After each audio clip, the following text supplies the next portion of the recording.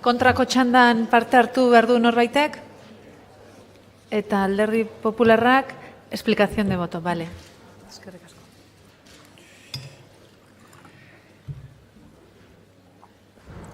Eskerrik asko legebiltzarburu anderea, oraingo honetan behintzat eztabaida edukiko dugu gai honen inguruan.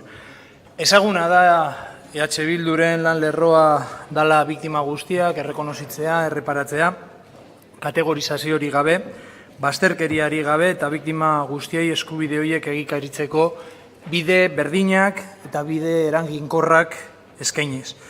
Gure hauteskunde programan jaso genuen, memoria eta biktimen atalean, lehengo neurri bat bezala, memoria historikorako lege bat aurkeztea, memoria historikorako lege bat onestea. Eta konpromiso horrekin, aurkeztu ginela hauteskundetara, ona ekartzen dugu gaur, konpromiso hori lege proposamen honen bidetik. Testu hau prestatzen ari ginen aspalditik, 55 artikuluetako lako testu bat ez da gauetik goizera egiten, bide luzea izan da, talde memorialistekin harremanetan, legelariekin, akademikoekin, historialariekin egindako lana izan da. Lehengo zirriborra prest genuenean Elkarrekin Podemosek aurkeztu zuen beste iniziatiba bat, frankismoaren biktimak errekonozitu eta erreparatzeko, auzitegi frankistek egindako sententzien anulazio eskatzen zuena. Guk pentsatzen genuen memoria historikorako lege integral bat behar genuela, agian proiektu ambiziosoagoa egin behar genuela pentsatzen genuen, baina lata guztiz ere ados agertu ginen Elkarrekin Podemosek ekarri zuen iniziatiba horrekin, eta hala defenditu genuen gainera atril honetatik. Guztiok dakigunez, ekimenura bertan bera geratu zen, EAJ eta PPren kontrako bozkaz eta PSren abstentzioarekin. Ostean, EAJak matizatu zuen bere jarrera, bere posizioa esanez, estetikaz, besterik ez bazan, aldeko jarrera agertu behar zutela.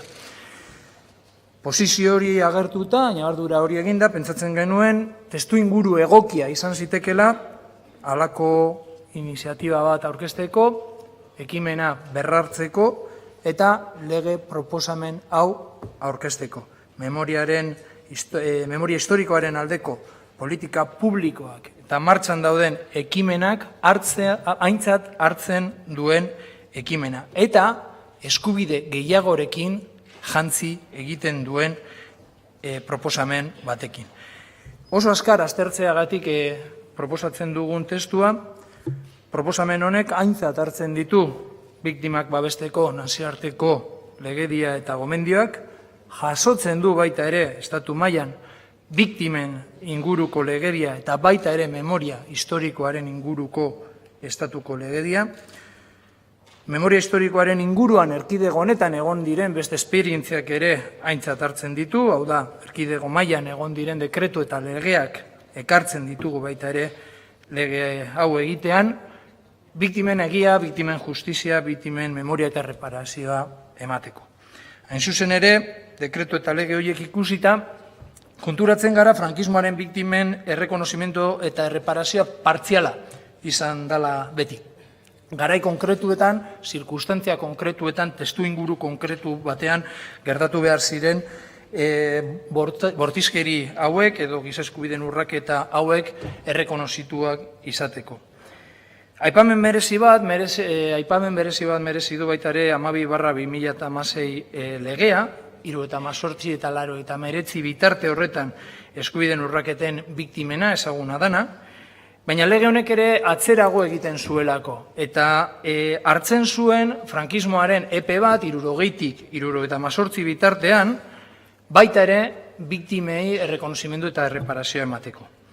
Gertatzen dana da, eskaera horiek egiteko epea, pasaden abuztuaren 10ean agortu zen, biktima gutxi egin zuten eskaerak euren eskubideen bortxaketak aitortuak ikusteko, agian ez ezagutzagatik, agian estatuaren errekursoaren zamak eragiten zuen mesfidantzagatik, kontua da gaur bide hori itxita agertzen dala. Eta guk pentsatzen genuen ez bakarrik epe horretan 78 bitartean, baizik eta atzera joan da 36 arte, aukerak eman behar genizkiela biktimei euren eskubideak aitortuak izateko.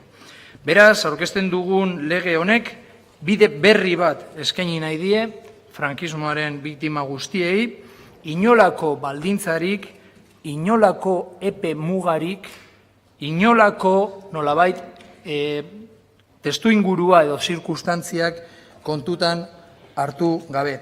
Planteatzen genuen leihatila iraunkor bat irekitzea, azken biktima errekonozitua egon arte zabalik egongo zena. Precisamente, ante este tratamiento segmentado que se les ha ofrecido a víctimas del franquismo, dependiendo del decreto, de la ley, que los ampare del momento, de las circunstancias en que sufrieron la vulneración, esta ley, que llamamos integral, entendíamos que debía enfrentar en su globalidad un proceso de reconocimiento y reparación para absolutamente todas las víctimas del franquismo. A cualquier víctima entre el 1936 y 1978, es decir, a todos los delitos de lesa humanidad perpetrados durante la sublevación fascista, la guerra y la posterior dictadura franquista. La estructura de esta ley consta de 4 capítulos, uno dedicado al derecho a conocer la verdad, otro el derecho al reconocimiento y la reparación, otro por el cual se instituye una comisión de la verdad y se instituye el derecho a la justicia y, por último, el derecho a la memoria y garantías de no repetición. Creo que nadie puede poner pegas a un tratamiento de las víctimas del franquismo organizado en esos 4 ámbitos, enfrentándonos, además, desde un planteamiento de contexto más amplio, de un debate más amplio, que hoy en día también se está llevando al Congreso en Madrid y que busca la manera de superar los preceptos de la ley de amnistía y que implique, además, la aplicación de la Convención de Imprescriptibilidad de los Crímenes de Guerra y de Lesa Humanidad. Ese es el marco en el cual traíamos esta proposición. Una proposición de ley que entendíamos abría el debate entre todos. Sinceramente pensaba que este texto habilitaba el inicio de una discusión legislativa. Asumía discrepancias, como no, asumía desencuentros, desacuerdos, asumía que se iba a producir una discusión ardua, pero francamente no entiendo que se retire la propuesta que traemos de un manotazo. Creía que no había una razón para que esta iniciativa no fuera ni tan siquiera discutida, aunque fuera por una cuestión puramente estética. Pero así parece que va a ser, en base a la opinión que ha emitido el Gobierno, contraria a la toma de consideración, con 2 argumentos que desde mi punto de vista son fácilmente rebatibles. El primer argumento nos dice que no resulta posible acometer en Euskadi una iniciativa legislativa relacionada con la memoria histórica sin tomar en consideración las normas ya dictadas por el Parlamento Vasco en la materia, señaladamente la Ley 4/2014 de 27 de noviembre de creación del Instituto de la Memoria, la Convivencia y los Derechos Humanos Gogora. Bueno, a mí me parece que decir esto es mucho decir, porque sí que tomamos en consideración esta ley, la tenemos en cuenta y, es más, dotamos a Gogora de funciones más amplias para realizar su cometido, concretamente en el ámbito de la investigación, porque tiene un encaje, además, en el artículo 4.3c, que habla de las funciones que tiene Gogora y, concretamente, expresa la función de investigación, promoviendo la investigación y colaborando con las instituciones, entidades especializadas y foros de reflexión, por lo cual se crearán las infraestructuras de documentación necesarias para la recogida de información y datos verídicos mediante trabajos de investigación y estudio. Es esto lo que estamos solicitando que se haga por medio de esta ley. Que Gogora investigue, que establezca las infraestructuras de documentación necesarias, que recoja información, que recoja datos verídicos, para que sobre el informe que pueda hacer Gogora, después una comisión de la verdad pueda emitir un dictamen que al final se convierta en una resolución administrativa que dote a las víctimas de reconocimiento y de reparación. Por lo tanto, no solamente estamos en los parámetros de esta ley de creación de Gogora, sino que además entendemos que con esta ley lo que hacíamos era dotar de profundidad, desarrollar esas capacidades que tiene Gogora. El segundo argumento que se nos planteaba es que no se puede acometer esta iniciativa desconociendo la intensa labor desarrollada durante los últimos años desde el Gobierno vasco y el resto de las instituciones públicas de la comunidad autónoma en todas, y subrayo todas, las áreas de actuación a las que se refiere la proposición de ley. Es decir, esta ley desconoce todas, en todas sus áreas de actuación, las iniciativas que se han estado implementando. Y a mí me parece profundamente injusto decir esto porque conozco la labor desarrollada por las instituciones, por el Gobierno vasco y otras instituciones públicas, porque participo habitualmente en ellas. Y se me podrá reprochar muchas cosas, pero no es desconocimiento. Porque no solo conozco lo que se está haciendo, sino que en muchos casos también lo reconozco. Se me tal vez podrá reprochar también que soy crítico con alguna de estas iniciativas, pero entiendo que se están haciendo actividades. Lo que pasa es que estas actividades que hoy en día se están llevando a la práctica dependen de la buena voluntad de quien las diseña. Entiendo que son una labor discrecional que hoy tal vez se desarrolla porque hay un interés para hacerlo, pero si mañana cambia la voluntad o cambia el interés, puede variar y, por lo tanto, puede que se dejen de desarrollar. Y por eso entendíamos que lo prioritario era que esas medidas que ahora se realizan tuvieran un respaldo legal, tuvieran un acomodo legal, tuvieran un encaje, tuvieran una garantía, tuvieran un respaldo y una imperatividad que solo la ley les podía procurar. Y esos dos son los argumentos, y con esos dos argumentos se echa para atrás todo el debate legislativo. Una argumentación parca y, desde mi punto de vista, poco consistente. Tendremos debate y escucharé con mucho interés cómo me explican estos argumentos, por los que presuntamente me salto no solamente las normas, sino también la práctica. Y es precisamente lo contrario, es ajustarse a norma y es profundizar en las prácticas.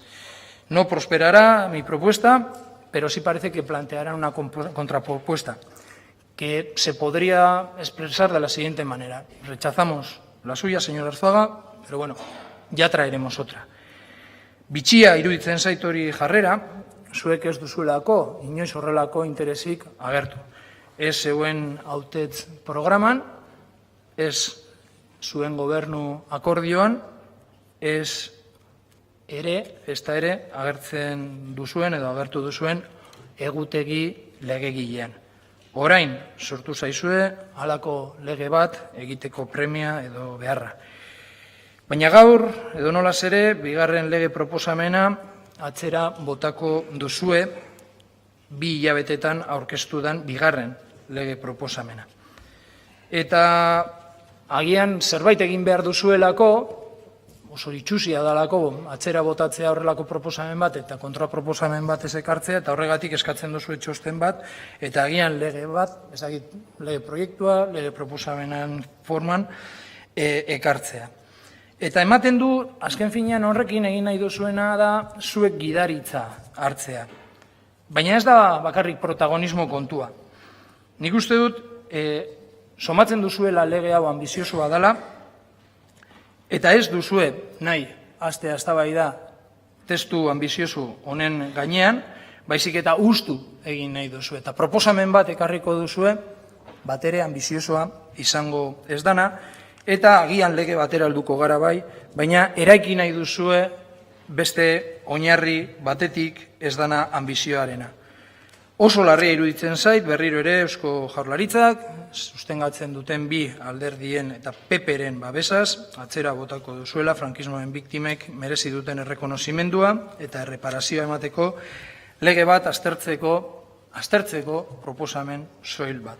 Bigarrena esaten dudan moduan hilabete gutxitan. Decepzioa sentitzen dut, ezin dut besterik esan, hori da dakan sentimendua, pentsatzen dut oraindik handiagoa izan behar dela frankismoaren biktimek sentitu behar duten decepzioa. Eskerrik asko. Eskerrik asko, Arzuaga jauna. Hernández jauna, Elkarrekin Podemos taldeko ordezkaria dauka hitza.